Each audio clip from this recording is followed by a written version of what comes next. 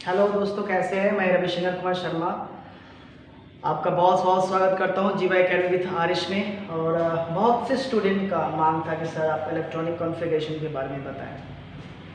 तो आप देखिए, इलेक्ट्रॉनिक कॉन्फ़िगरेशन अर्थात इलेक्ट्रॉनिक विन्यास किस तरह से बनाया जाता है आपको देखना है।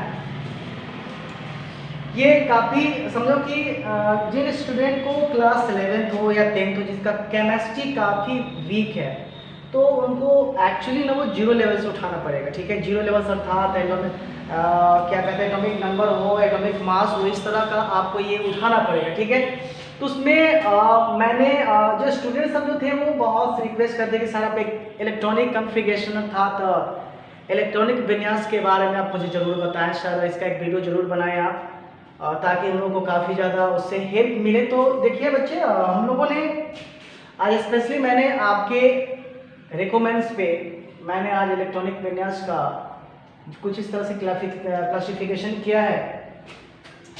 इसमें से देखेंगे ये इस टाइप का होता है कि एनर्जी लेवल है 1 2s 3 4 5 6 7 इस लाइक इस टाइप का रहेगा। ठीक है, इस तरह का रहता है, देखना ध्यान से। ये 1s है, 2s है, 3s है, 4s है, 5s 6s at last 7s है, 2p 3p 4p 5p 6p 7p 3d 4d 5d 6d 7d at last 4f 5f 6f and 7f।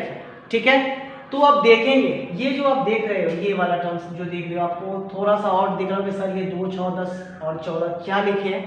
तो आपको देखना होगा कि 1 2 3 4 5 6 जो मैंने ये नंबरिंग जो दिया, इसी में इलेक्ट्रॉन्स जाके भरता है।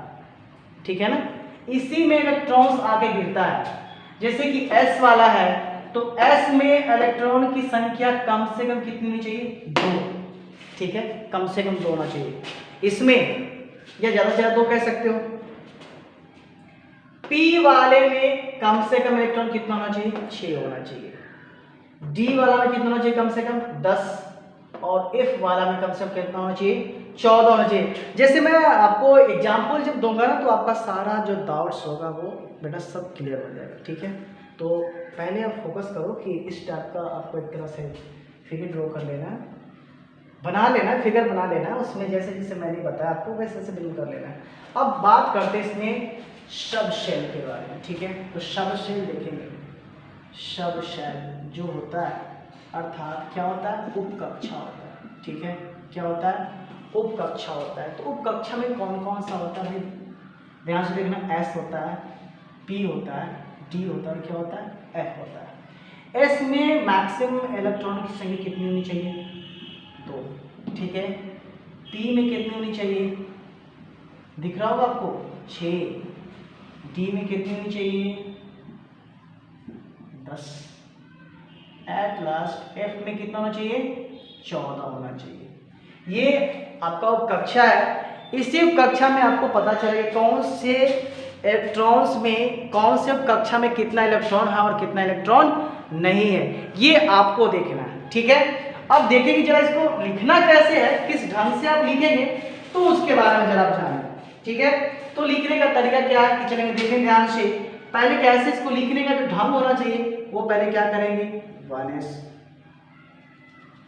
कॉमा 1s के बाद ऐसे नहीं चलेंगे, 1s के बाद ऐसे चलेंगे। 1s कॉमा कितना है? 2s है। 2s के बाद 3s नहीं, ऐसे चलेंगे बेटा, ऐसे। 2s के बाद फिर कितना? 2p और फिर 3s। तो 2s के बाद कितना है? 2p। 2p के बाद कितना है? 3s। 3s का फिर कितना होगा? 3p। यानी ये खत्म होगा तो फिर ये ऐसे भागेगा, फिर ये ऐसे भागेगा, फिर ये ऐसे भागेगा। ठीक है, उसी तरह से 3s हो गया। 3s के बाद देखेंगे 3p। 3p के बाद कितना है? 4s। 4s के बाद कितना है भाई? 3d। 3d के बाद कितना है? 4p। 4p के बाद कितना है? 5s। 5s के बाद कितना है? 4d। 4d के बाद कितना है? 5p। यानी इस तरह से आपको क्या करना है? लिखना है। अब आपको नंबर ऑफ शेल में कौन कौन से शेल में कितना इलेक्ट्रॉन रहता है, तो चाहो तो आप इसको ऐसे ही पुट कर सकते हो, और नहीं तो आप क्या कर सकते हो, डायरेक्टली देखो यहाँ एस है तो इसमें कितना कम से कम 2 इलेक्ट्रॉन होना चाहिए, तो 1s2 फिर 2s2 2p6 इस तरह से होना चाहिए।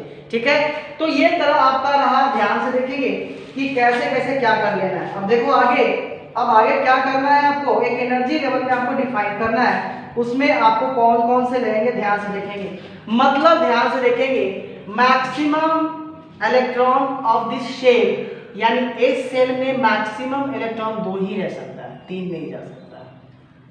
पी में कितना होगा 6, डी में कितना होगा 10 और एफ में कितना होगा 14 होगा। ठीक है, आगे देखेंगे आप।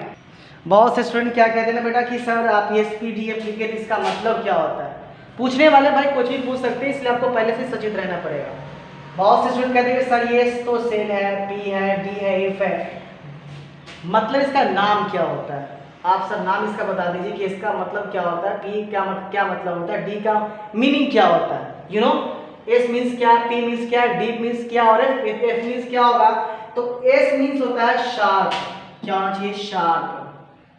ठीक है, पी मीन्स होता है प्रिंसिपल, प्रिंसिपल, डिफ्यूज ना डिफ्यूज्ड, ठीक है, और एफ होता है फंडामेंटल, ठीक है। तो ये आपको सबका मालूम, SSR principle, diffuse and fundamental. ठीक है, तो इस तरह से आपको इलेक्ट्रॉनिक विन्यास बनाना है। तो सिंपल मैं एक एग्जांपल आपको बताता हूं कि एक एग्जांपल से आई होप आप समझ पाओ। मान लो कि हमको 15 दिया हुआ, इसका इलेक्ट्रॉनिक विन्यास निकालना है। तो कैसे निकालोगे इसका इलेक्ट्रॉनिक विन्यास, तो फॉर्मूला यही चल रहा है, पहले क्या है 1s, एस में मैक्सिमम इलेक्ट्रॉन कितना होना चाहिए 2, तो यहाँ 2 हो गया। ठीक है, 15 है ना, तो मैं चलो 15 जीरो लेता हूँ, 1 2 3 4 5 6 7 8 9 10 11 12 13 14 और कितना 15। ठीक है, तो मुझे 15 का इलेक्ट्रॉनिक विन्यास निकालना है। तो 1s2, एस पे 2 क्यों, क्योंकि इसमें मैक्सिमम इलेक्ट्रॉन कितना होना चाहिए 2 होना चाहिए। अब बाकी आती है फिर 2s, तो 2s, एस में भी वही बात है 2 इलेक्ट्रॉन होना चाहिए। फिर 2p, p में कितना आना चाहिए 6 चाहिए। फिर p के बाद कितना है s है, s मींस कितना होना चाहिए 2 होना चाहिए। देखो पहले इसमें मेरे कितना इलेक्ट्रॉन था 2, काट दिया।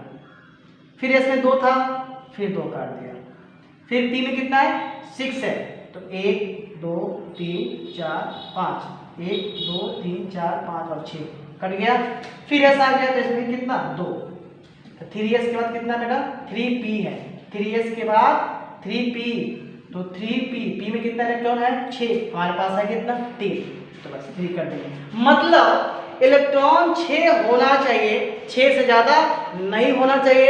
अगर हमें दरकार है 3 की और है 6, तो हम 3 ही दे सकते हैं, 4 दे सकते हैं, 5 दे सकते हैं, 6 दे सकते हैं, एटलीस्ट नहीं 6 दे सकते हैं सर, 7 नहीं दे सकते। ठीक है, तो जितना इलेक्ट्रॉन का दरकार है, मेरे पास तो 3 इलेक्ट्रॉन बचा हुआ, तो हम इसको 3 ही देंगे ना, 4 तो नहीं दे सकते, 6 तो नहीं दे सकते ना, 7 तो नहीं दे सकते ना, जितना इलेक्ट्रॉन मेरे पास बचा उतना मैंने इसको दे दिया। तो ये 15 का इलेक्ट्रॉनिक विन्यास मेरे पास निकल के आ गया है। अब इसका एनर्जी लेवल देखेंगे कि कौन सा एनर्जी लेवल क्या क्या है, ध्यान से देखेंगे। ठीक है, एनर्जी लेवल में कौन कौन देखोगे, इस वाला ग्रुप कौन कौन सा है 2 और 2 4 और 2 कितना 6, पी का देखो 6 और 3 कितना हो जाएगा 9। ठीक है, तो इस तरह से आप ध्यान से देखेंगे कि कैसे कैसे क्या करना है और क्या नहीं करना है। ठीक है, तो ध्यान से देखो, यहाँ k सेट कौन कौन है बेटा, k सेट कौन कौन है, ये k हो गया, यानी 2 6 कितना हो जाएगा 8 और कितना हो जाएगा बेटा 3 2 5 हो जाएगा। इस तरह से 2 8 कितना हो जाएगा इसका 5 हो जाएगा। उसी तरह से एक क्वेश्चन को और अपडेट कर लो ध्यान से कि कैसे कैसे क्या है, फिर आपको पता चलेगा कैसे क्या करना है। ये बहुत इजी है, आप अगर इसको अच्छे ढंग से समझ लोगे तो ये बहुत इजी है। इसमें आपका एक ही क्लास में आपका टोटल क्या हो जाएगा सारा क्लियर हो जाएगा, टोटल कंसेप्ट भी क्या हो जाएगा क्लियर हो जाएगा। तो ध्यान से देखेंगे क्या क्या करना है आपको, ध्यान से देखो। अगर हम इसको इस टाइप में चले, अगर मान लो कि इसको KLM सेल पर चले, यानी ये तो एक नाली का, ध्यान से देखो इस पर इलेक्ट्रॉन चक्कर लगा गया ऐसे ऐसे। ठीक है, तो पहला सेल में क्या है बेटा 1s है, 2 है ना। दूसरा में क्या है 2s2 एंड 3s2 और तीसरा में क्या है 3s2 एंड 3p3। इस तरह से आपको ये k हो गया, ये n हो गया, क्या हो गया m से लो। इस तरह से आपको डिफाइन करना है कौन k है, कौन n है, कौन m है। अब बात करते हैं आपका, अगर हमें 27 का बनाना हो, कितना का बनाना हो 27 का बनाना हो तो ये कितना इजी है, ध्यान से देखो। 27 का बनाना हो तो ध्यान से देखेंगे, यहाँ वही बात है 1s2, क्योंकि इसमें तो मैक्सिमम इलेक्ट्रॉन कितना होना चाहिए 2 होना चाहिए। 1s2 का फिर कितना आता है 2s2, उसके बाद फिर कितना 2p में कितना होना चाहिए 6 होना चाहिए। 2p के बाद फिर 3s है तो 3s में इसमें कितना होना चाहिए 2 होना चाहिए। फिर 3p है, फिर 3p में कितना होना चाहिए 6 होना चाहिए। 3p का फिर कितना है 4s है और s में कितना इलेक्ट्रॉन होना चाहिए 2 इलेक्ट्रॉन और 4s का कितना है 3d है। तो पहले काउंट करो कि कितना 27 पड़ा कि नहीं पड़ा। 2 और 2 4, 6 10, 12, 6 18, 20 और 3d कितना है d में आता है 10, बट हमें जरूरत कितनी की है 7 की, तो 7 ही लेंगे। ठीक है, इस तरह से आपको जो है आपको मालूम कर लेना कि कैसे किसका इलेक्ट्रॉनिक विन्यास निकलने वाला है। ठीक है, तो आप इसी सूत्र की सहायता से कोई भी एलिमेंट्स के कंपाउंड एलिमेंट्स का एटॉमिक नंबर हो मालूम हो तो उसका आप इलेक्ट्रॉनिक विन्यास निकाल सकते हैं। अगर ये वीडियो आपको अच्छी लगी तो प्लीज़ मेरे दोस्तों इस वीडियो को ज़्यादा से ज़्यादा लोगों तक शेयर करो और हो सके तो बेल आइकन को जरूर प्रेस करो ताकि इसके आने वाले वीडियो के नोटिफिकेशन तुरंत आपको मिले। ठीक है, तब तक टिल देन बाय बाय।